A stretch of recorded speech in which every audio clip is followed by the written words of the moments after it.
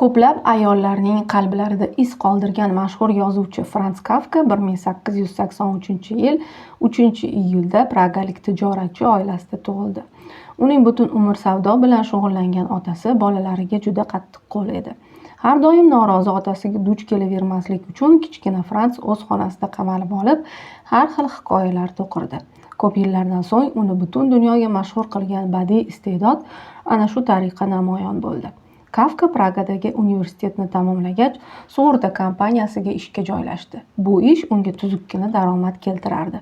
Ko'p o'tmay yigit moddiy jihatdan mustaqil bo'lib qoldi. Biroq bu uning o'ziga ishonchini oshirmadi. U tortinchoq, odamovi va o'ziga ishonmaydigan yigit bo'lib qolaverdi. Frans baland bo'yli, ammo sog'lig'i zaif bo'lgani uchun juda ozg'in edi. U o'z tanasini yoqtirmas, undan uyalar va baland bo'yini yashirish uchun doim bukchayib yurardi. Biroq o'zining ko'rimsizligi haqidagi fikri mubolag'a edi albatta. Ayollar unda o'zini qochiradigan hech qanday jihatni ko'rishmasdi. Aksincha, uning teran aqli, jozibasi, nozik hazil qilish qobiliyati qarama-qarshi jins vakillarini doim yigitga e'tibor berishga undardi. U tortinchoq, bezovta, muloyim va mehribon edi, deb eslagandi ko'p yillardan so'ng yozuvchiga yaqin ayollardan biri. U himoyasiz odamni tilkilaydigan va yo'q qiladigan ko'rinmas iblislarga to'la dunyoni ko'rardi. Fransning tanishlari uning sira palto kiymasligi, kiyimlarini almashtirmasligi, go'sht, shokolad va sharob iste'mol qilmasligidan ajablanishardi. U birov tushunmaydigan o'zining qonunlari bilan yashar, bunga sayin ayollarga tushunarsiz va jozibali ko'rinardi. Shunga qaramay, Frans o'zini ulardan olib qochardi. 25 yoshli yahudiy Felix Bauer bilan Kafka 1912-yil 13-avgustda do'sti Max Brodnikida ko'rishib qoldi. Bir necha haftadan so'ng esa u bilan qizg'in xat yozisha boshladi. Tortinchoq yigit xatlarida qat'iyatli, dadil va ochiq edi. O'sha paytda Berlinda yashayotgan Felitsa bajonidil javob yozar, yangi tanishida samimiy tuyg'ularni uyg'otganiga ishonardi. Aslida esa Kafkaga jon deb uning uzun epistollar nutqlarini bu borada unga teng keladigan odam yo'q edi. Eshitadigan dugona kerak edi xolos. Shunday bo'lsa-da, ko'rimsizligi va adabiyotga butkul befarqligiga qaramay qiz Kafkaga yoqardi. Germaniyadan har gal xat olganda u o'zi uchun yangi, omilkor, ziyrak va o'ziga ishongan Felitsani kashf qilardi. Bu sifatlar jur'atsiz va har narsadan gumonsiraydigan yigitni o'ziga tortardi. Yangi dugonasi qisqa vaqt ichida unga shu qadar yaqin bo'lib qoldiki, yarim yil xat yozishgandan so'ng u bilan uchrashishga qaror qildi. Uchrashuvdan Fransning ko'ngli to'ldi chog'i ko'p o'tmay Felitsaga shunday deb yozdi. Seni shunday yaxshi ko'ramanki, agar yoningda bo'la olsam, mangu yashash qobiliyatiga ega bo'lishni istardim. O'shandayoq u sevgilisidan turmushga chiqishini so'radi, ammo ijobiy javob olishga umid qilmasdi. Qiz esa do'stining shubhalariga qarshi o'laroq rozi bo'ldi. Bu esa yosh yozuvchi uchun kutilmagan voqea edi. Uylanish haqida har doim hadik bilan o'ylaydigan Kafka birdan odatdagi turmush tarzidan ayrilishiga to'g'ri kelishini, bu taklifni hissiyotga berilib qilganini anglab, ortga chekinishga qaror qildi. U har kuni Berlinga xat yozar, Felitsaga o'zining eng yomon sifatlarini aytardi.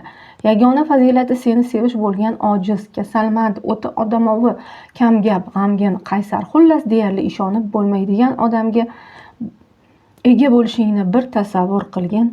Biroq berlinlik tanishi bunga sira e'tibor bermayotganga o'xshardi. Mening abgor sog'lig'im yolg'iz o'zimga zo'rg'a yetadi. Oilaviy hayot va ayniqsa otalik uchun yetishi gumon, deb yozdi Kafka nihoyat Felitsaga. Biroz vaqt o'tgandan keyin esa unga so'nggisi bo'lishi zarur bo'lgan xatni jo'natdi. Menga baxtli bo'lish imkoni oldida qo'rquv to'siq bo'lyapti. Xayrlashishimiz kerak.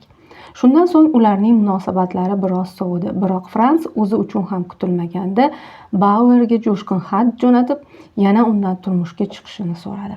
Men u bilan yasholmayman va usiz ham yasholmayman, deb nolirdi Frans do'sti Max Brodga. O'sha paytda Felitsa Pragaga qallig'ini yo'qlab kelish va uning hayoti haqida gapirib berish uchun dugonasini jo'natdi. Biroq uzoqni ko'rolmaydigan qiz Greta Blochga haddan tashqari ishonib xato qildi.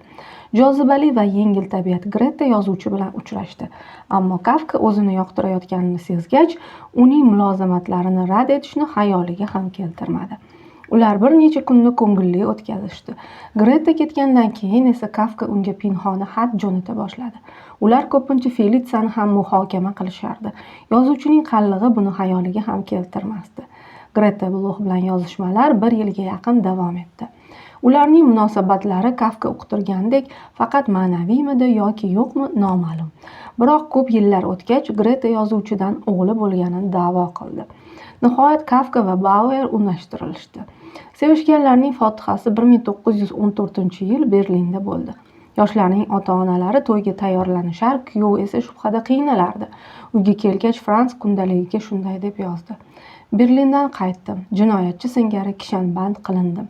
U paytda yozuvchining Greta bilan yozishmalari davom etayotgandi.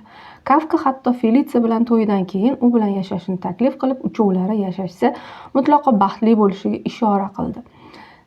Bunday g'alati taklifga qallig'i qanday munosabat bildirishini Frans xayoliga ham keltirmasdi.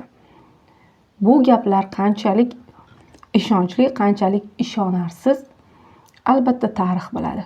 To'y kuni yaqinlashgan sari Kafkaning shubhasi ortib, nikohdan voz kechish uchun yana qulay fursatni poylay boshladi.